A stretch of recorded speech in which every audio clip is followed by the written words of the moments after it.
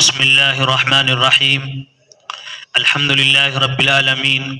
والعاقبة للمتقين والصلاة والسلام على شمس الهداية واليقين وعلى آله وأصحابه أجمعين. أما بعد، فقد قال الله تبارك وتعالى في القرآن الكريم: أعوذ بالله من الشيطان الرجيم. بسم الله الرحمن الرحيم. ومن آياته أن خلق لكم من أنفسكم أزواجا لتسكنوا إليها وجعل بينكم مودة ورحمة إن في ذلك لآيات لقوم يتفكرون. صدق الله العظيم. وقال النبي صلى الله عليه وسلم: الدنيا متاع وخير متاع الدنيا المرأة الصالحة،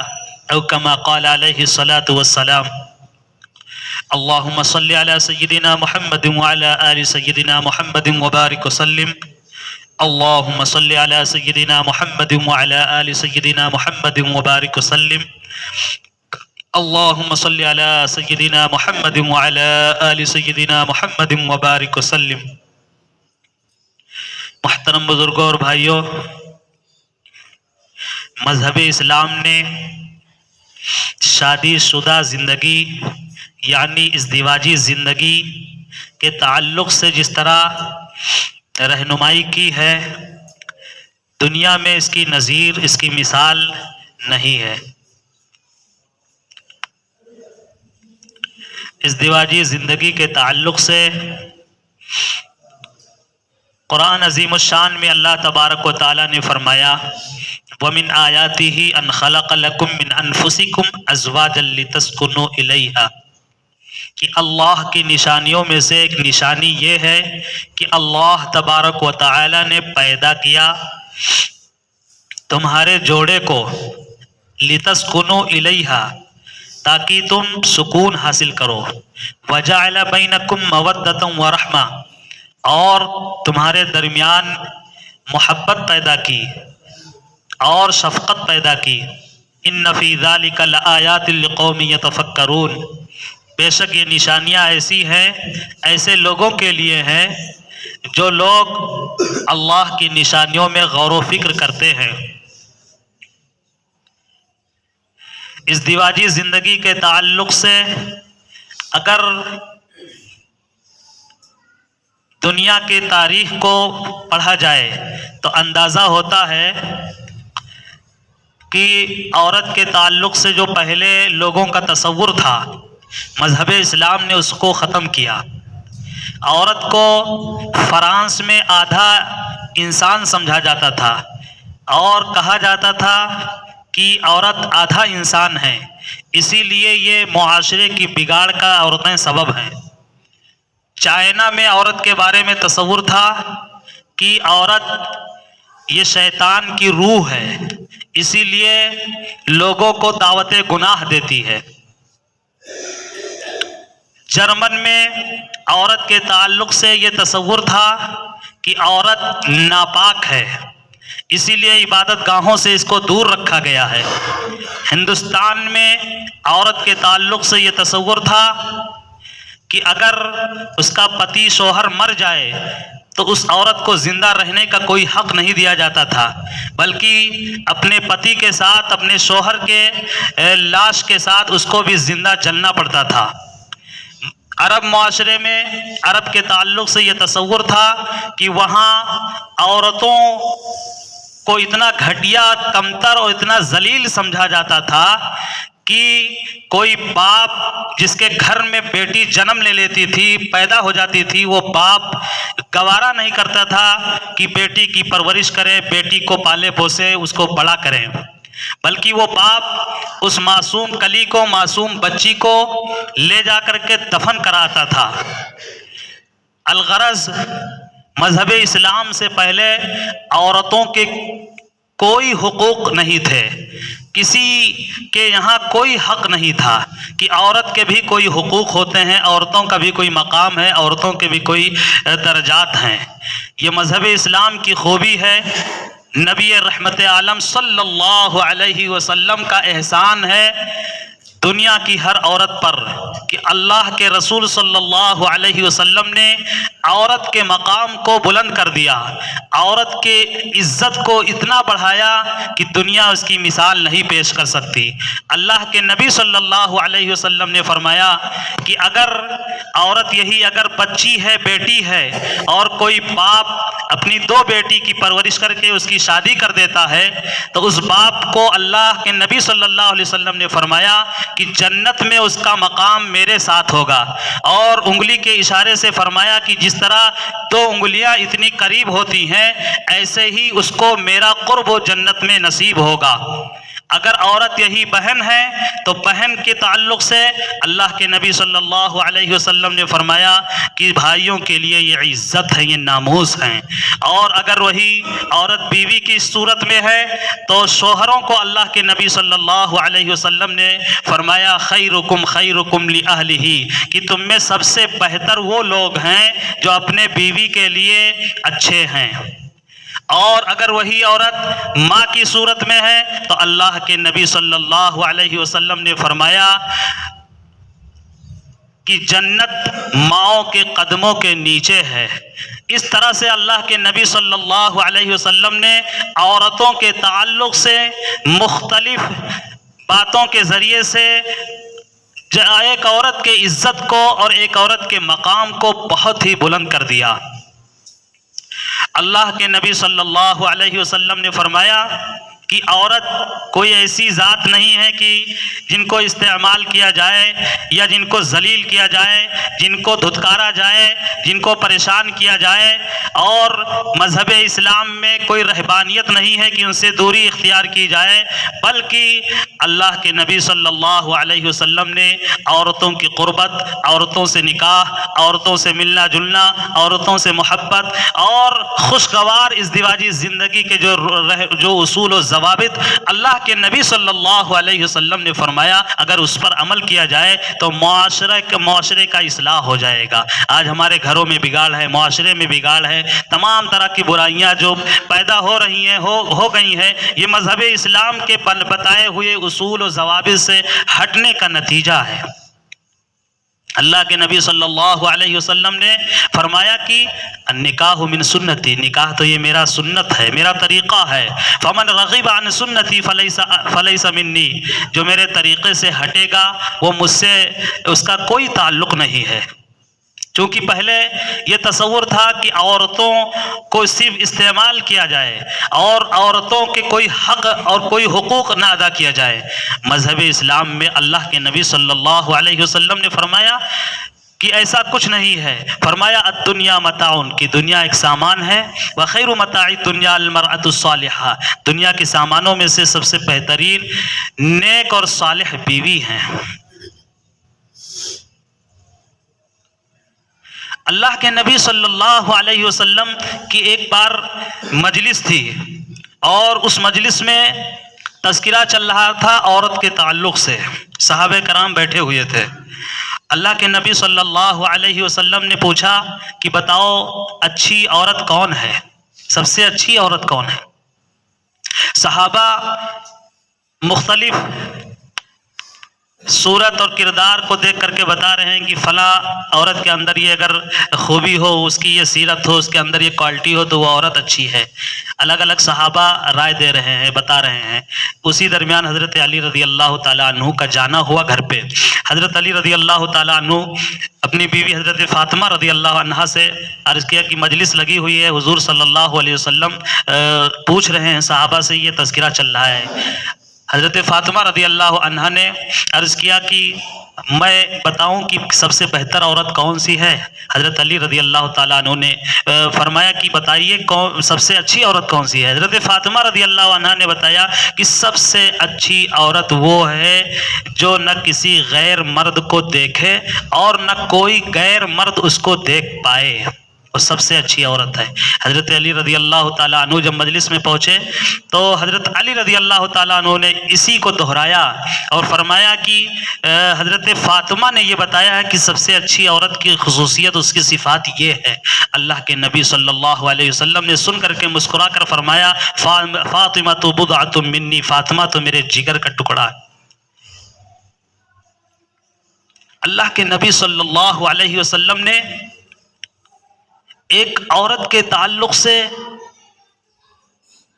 ازدواجی خوشگوار ازدواجی زندگی گزارنے کے تعلق سے جو اصول اور جو رہنمائی کی ہے وہ بہت ہی انوکھے ہیں، اور اللہ کے نبی صلی اللہ علیہ وسلم نے 11 شادی کر کے خود عمل کر کے دکھایا بھی کہ اس طرح سے زندگی گزارنی چاہیے اپنی بیوی کے ساتھ۔ اور اللہ کے نبی صلی اللہ علیہ وسلم کی اتباع کرتے ہوئے صحابہ اور صحابیات نے بھی عمل کر کے دکھایا۔ بہت سے واقعات ہیں صحابہ اور صحابیات کے۔ اللہ کے رسول صلی اللہ علیہ وسلم نے فرمایا کہ اگر شوہر اپنے بیوی کا حق ادا کرے اور بیوی اپنے شوہر کا حق ادا کرے تو گھروں میں کوئی اختلاف نہیں ہوگا، کوئی جھگڑا نہیں ہوگا۔ آج یہی حقوق نہ ادا کرنے کی کمی کی وجہ سے یہ سب تمام باتیں، تمام برائیاں ہیں۔ آج ہر کوئی اپنے حق کا تو مطالبہ کرتا ہے، اپنے حق کے بارے میں آواز تو لگاتا ہے کہ ہمارا حق نہیں ادا کیا جا رہا ہے، ہمارا حق نہیں پورا کیا جا رہا ہے، لیکن ہم کتنا حق ادا کرنے والے ہیں؟ ہمارے تعلق سے لوگوں کے جو حقوق ہیں، ہم ان کے حقوق کی کس طرح پاسداری کر رہے ہیں؟ اس معاملے میں کوئی کسی طرح سے سمجھنے کے، غور و فکر کرنے کے لیے تیار نہیں ہے کہ ہم بھی دوسرے کے حقوق ادا کرنے والے ہو جائیں۔ اگر عورت کو شوہر کے حقوق کے تعلق سے اللہ کے نبی صلی اللہ علیہ وسلم نے فرمایا کہ اگر سجدہ غیر اللہ کی سجدہ کرنے کی اجازت میں دیتا کہ کسی خدا کے علاوہ کسی کو سجدہ کرو، تو عورتوں کو یعنی بیویوں کو حکم دیتا کہ اپنے شوہروں کا سجدہ کریں۔ شوہر کے حق کو بیان کرتے ہوئے اللہ کے نبی صلی اللہ علیہ وسلم نے بیویوں کو فرمایا کہ اگر کوئی بیوی، کوئی عورت اس حال میں انتقال کر جائے، دنیا سے چلی جائے کہ وہ فرائض کو پوری کرنے والی ہو اور اس کا شوہر اس سے خوش ہو، تو اللہ کے نبی صلی اللہ علیہ وسلم نے فرمایا کہ ایسی عورت کو اللہ تبارک و تعالیٰ جنت میں داخل کریں گے۔ عورت کے تعلق سے اللہ کے نبی صلی اللہ علیہ وسلم نے فرمایا کہ اگر شوہر کسی جائز کام یا کسی بات کی وجہ سے یعنی حق پر ہوتے ہوئے اگر بیوی سے ناراض ہو گیا شوہر، اور بیوی بھی ضد پر اڑی رہی، جمی رہی، اور اسی حال میں اگر شوہر الگ بستر سے الگ جا کر کے سو گیا اور وہ عورت کسی طرح سے اپنے ضد سے نہیں ہٹی، تو پوری رات فرشتے ایسی عورتوں پر، ایسی بیویوں پر لعنت کرتے رہتے ہیں۔ یہ عورتوں کے تعلق سے اللہ کے نبی صلی اللہ علیہ وسلم نے فرمایا۔ شوہر کے تعلق سے بھی شوہر کو بھی آگاہ کیا کہ اپنے بیویوں کے ساتھ رہنا کیسے ہے، کس طرح تمہیں زندگی گزارنی ہے۔ ایسا نہیں کہ معمولی بات پہ تم ان کو جھڑکو، مارو، ان کو ستاؤ، پریشان کرو، ان کو طلاق دو، گھر سے نکال دو، باہر کر دو۔ اللہ کے نبی صلی اللہ علیہ وسلم نے فرمایا کہ نان و نفقہ یہ تمہارے ذمے ہے، یعنی ان کا کھانا، کپڑا اور رہنے کے لیے جگہ دینا یہ شوہروں کی ذمہ داری ہے کہ اپنے بیوی کا یہ سب انتظام کریں۔ اختلاف اور جہاں خرابیاں ہوتی ہیں انہی پر نہ عمل کرنے کی وجہ سے، قرآن کے اصول سے ہٹنے کی وجہ سے، قرآن نے جو اصول دیا ہے، اللہ تبارک و تعالیٰ نے جو فرمایا الرجال قوامون، کہ مرد حاکم ہے گھروں کے اندر۔ جس گھر میں عورت کی حکمرانی ہوتی ہے، مرد بیچارہ کمزور پڑ جاتا ہے یا پورے انتظامات کی ذمہ داری عورتوں پر ہو جاتی ہے، یہ اصول قرآن کے خلاف ہے، قرآنی اصول کے خلاف ہے۔ وہاں اس گھر میں ماحول اچھا نہیں ہو سکتا۔ جہاں مردوں کی حکمرانی ہوگی، جہاں مرد انتظام کار ہوں گے جس گھر میں، وہاں سکون ہی سکون ہوگا، وہاں کا ماحول خوشگوار ہوگا۔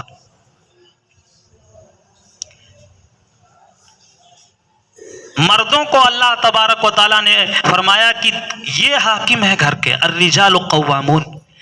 آگے مردوں کو اللہ تبارک و تعالیٰ نے شوہروں کو فرمایا واللاتی تخافون نشوزہن فعظوہن واہجروہن فی المضاجع واضربوہن۔ یہ اصول ہیں، ایسے اصول ہیں کہ آج ان اصول کی وجہ سے، ان اصول کو چھوڑنے کی وجہ سے تمام طرح کی برائیاں ہو رہی ہیں۔ معمولی بات پہ طلاق دے دیا جا رہا ہے۔ اللہ تبارک و تعالیٰ نے فرمایا واللاتی تخافونا، اگر تمہاری بیویاں، اگر ان بیویوں کے اندر تم دیکھو کہ وہ برائی کی چاہت رکھنے والی ہے یا اسی طرح تمہاری نافرمان ہو چکی ہے، واللاتی تخافون نشوزہن فعظوہن، تو سب سے پہلے اس کو سمجھاؤ، اپنی بیوی کو سمجھاؤ، اس کو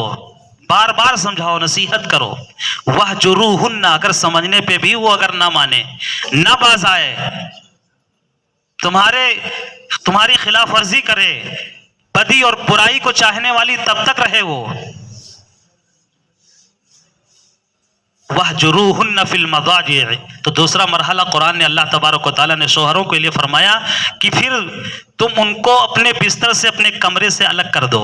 وہ کہیں اور لیٹے بیٹھے، تم کہیں اور لیٹو بیٹھو، یہ اس کو تنبیہ کے طور پر ایسا کرو تاکہ اس کو تنبیہ ہو، وہ باز آ جائے۔ وَهْجُرُوهُنَّ فِي الْمَضَاجِعِ وَاضْرِبُوهُنَّ، تیسرا مرحلہ قرآن نے، اللہ تبارک و تعالیٰ نے قرآن میں بیان کیا کہ تیسرا مرحلہ یہ، اگر اب بھی اگر تمہاری بیوی نہ باز آئے، وَاضْرِبُوهُنَّ، تو تم مارو، ایسی مارو جو مفسرین نے بتایا ہے اس آیت کے تحت کہ جس سے نشان اس کے جسم پہ نہ پڑے، لیکن مارنے کا حکم قرآن دے رہا ہے کہ اپنی بیوی کو مارو۔ وَاضْرِبُوهُنَّ فَإِنْ أَطَعْنَكُمْ فَلَا تَبْغُوا عَلَيْهِنَّ سَبِيلًا، اگر وہ فرما بردار ہو جائے، اگر وہ برائی سے رک جائے اور تمام طرح کی بدی سے باز آ جائے، تو تم کوئی اور راستہ نہ ڈھونڈو اس کو ستانے کا، اس کو پریشان کرنے کا، بلکہ قرآن فرما رہا ہے،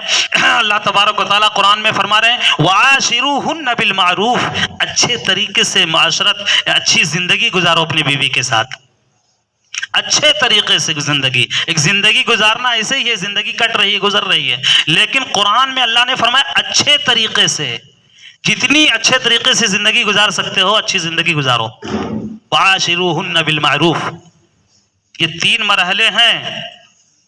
اس کے بعد بھی اگر بیوی نہ باز آئے، 3 مرحلے یعنی اس کو سمجھا چکے، بستر سے الگ کر چکے، اس کو مار بھی چکے، پھر بھی وہ عورت اگر بیوی نہیں باز آ رہی ہے تو شوہروں کو حکم ہے، اللہ تبارک و تعالیٰ نے فرمایا وَإِنْ خِفْتُمْ شِقَاقَ بَيْنِهِمَا فَابْعَثُوا حَكَمًا مِّنْ أَهْلِهِ وَحَكَمًا مِّنْ أَهْلِهَا، کہ پھر اپنے سسرال کی طرف سے، یعنی اپنی بیوی کی طرف سے بھی ایک آدمی اور شوہر کی طرف سے بھی ایک آدمی، یعنی 2 آدمی اکٹھے ہو کر کے،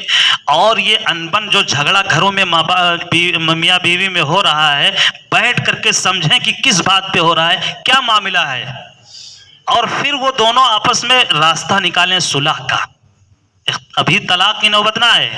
یہ قرآن جو اصول دے رہا ہے، اگر اس پر عمل کیا جائے تو کوئی برائیاں جو گھروں میں ہو رہی ہیں، اس بے سکونی ہے، تمام طرح کا سکون جو ختم ہو چکا ہے، یہ سب ختم ہو جائے گا اگر اس پر عمل کیا جائے قرآن پر،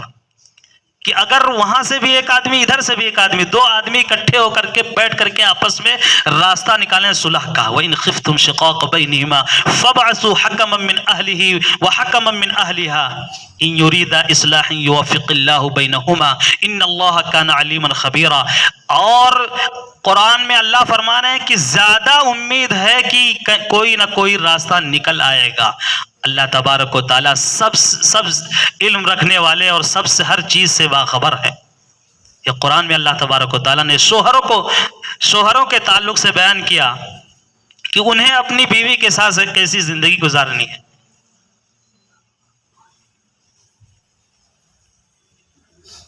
حضور اکرم صلی اللہ علیہ وسلم اپنی بیوی کے ساتھ کیسی زندگی گزارے، ایک واقعہ جو ہے بہت انوکھا ہے، ایسے شوہروں کے لیے جو بالکل دفتروں میں بالکل جھگڑے جو ہوتے ہیں اور جہاں رہتے ہیں وہاں کا جھگڑا گھروں میں لے آتے ہیں، اور وہاں کا غصہ اپنی بیوی یا گھروں میں اتارتے ہیں، ایسے لوگوں کے لیے، بلکہ اللہ کے رسول صلی اللہ علیہ وسلم نے تو فرمایا کہ کیسے تمہیں گھر میں داخل ہونا ہے، داخل ہونے کا طریقہ تک بتایا، مسواک کر کے گھر کے اندر جاؤ، داخل ہو، تمہارے منہ سے جو بدبو، یعنی پان گٹکا جو کھائے ہو وہ بدبو بھی نہ رہے، بالکل منہ صاف رہے۔ مسواک کرنے کا فائدہ ذہن فریش ہو جاتا ہے، دماغ ٹھنڈا ہو جاتا ہے، اگر غصہ بھی ہو یا اگر آدمی الجھا ہوا ہو کسی الجھن میں تو وہ تمام الجھنیں ختم ہو جائیں گی مسواک کر لیں۔ اللہ کے نبی صلی اللہ علیہ وسلم نے فرمایا مسواک کر لو تب گھر کے اندر جاؤ، سلام کرتے ہوئے اندر جاؤ۔ اللہ کے نبی صلی اللہ علیہ وسلم نے فرمایا کہ جب تم دیکھو اپنی بیوی کو، اپنے گھر والوں کو دیکھو تو مسکرا کر کے دیکھو، مسکرا کر کے۔ یہ اللہ کے نبی صلی اللہ علیہ وسلم کا طریقہ ہے کہ مسکرا کر کے دیکھو۔ اللہ کے نبی صلی اللہ علیہ وسلم کا وہ واقعہ کہ بڑا عجیب و غریب ہے۔ اللہ کے نبی صلی اللہ علیہ وسلم نے دیکھا کہ حضرت عائشہ صدیقہ رضی اللہ عنہا گھر میں پانی پی رہی ہیں۔ حضور صلی اللہ علیہ وسلم نے فرمایا حمیرہ، حضرت عائشہ صدیقہ رضی اللہ تعالیٰ عنہ کو محبت سے حمیرہ کہا کرتے تھے حضور صلی اللہ علیہ وسلم، کہ مجھے بھی پانی پلاؤ۔ جب وہ پانی لے کر کے حضرت عائشہ حضور کی خدمت میں آتی ہیں تو حضور صلی اللہ علیہ وسلم پوچھتے ہیں کہ تم پانی پی ہو تو کس طرف منہ لگا کر کے پی ہو؟ حضرت عائشہ ان کی بیوی، حضور صلی اللہ علیہ وسلم کی بیوی فرماتی ہیں کہ اس طرف میرا منہ تھا۔ حضور اکرم صلی اللہ علیہ وسلم اسی طرف منہ لگا کر کے پیتے ہیں۔ یہ محبت بتایا شوہروں کو کہ کس طرح سے تمہیں اپنی بیوی کے ساتھ، کس محبت سے، کس شفقت کے ساتھ تمہیں پیش آنا ہے۔ اگر شوہر کا انداز یہ ہو جائے تو گھروں میں جو جھگڑے ہوتے ہیں تمام طرح کے جھگڑے ایسے ہی ختم ہو جائیں گے۔ عورت بھی اگر چاہ لے کہ ہم بھی اپنے شوہروں کا ہر اعتبار سے ان کی خدمت، ان کے سکون، ان کے اطمینان اور ان کا ہر اعتبار سے لحاظ و خیال کریں گی، تو عورتیں اگر اس پر عمل کرنے لگیں تو تمام برائیاں ختم ہو جائیں گی۔